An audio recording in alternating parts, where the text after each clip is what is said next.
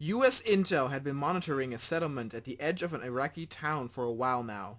US intel believed that the settlement held Omar Imehim, one of the main terrorists responsible for the beach bombings in LA, and Hassan Joat, high-ranking in command of a sister group and responsible for the kidnapping of several Western journalists. The building was surrounded by security forces. Due to the building being in a civilian area, the US deployed special forces to take out the targets. The soldiers were deployed from the hills behind the house at night, and they split up into two groups as they approached the settlement. Some of the guards saw the American approach and opened fire. The US forces scrambled and returned fire.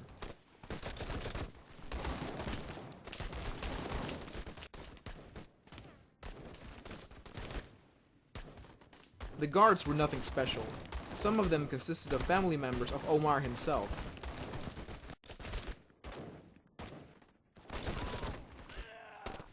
The American soldiers covered each other well and advanced quickly.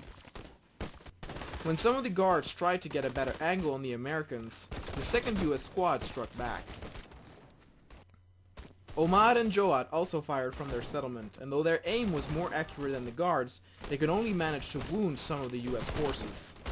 The Americans had cleared out the courtyard and started to engage directly with Omar and Joat.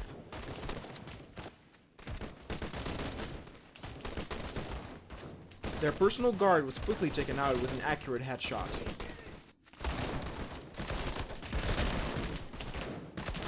As Omar was hiding behind one of the windows, one of the US soldiers threw in a flashbang that stunned both Omar and Joat.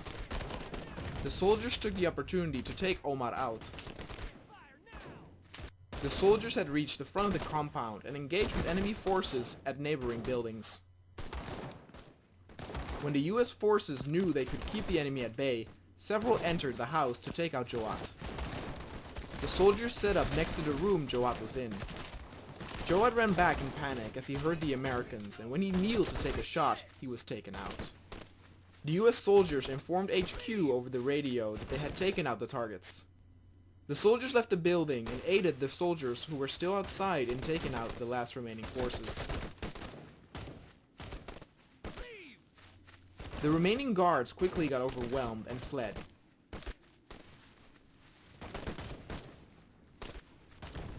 The soldiers got the order to head back for extraction, and in silence they disappeared into the night, only leaving a settlement bathed in blood behind.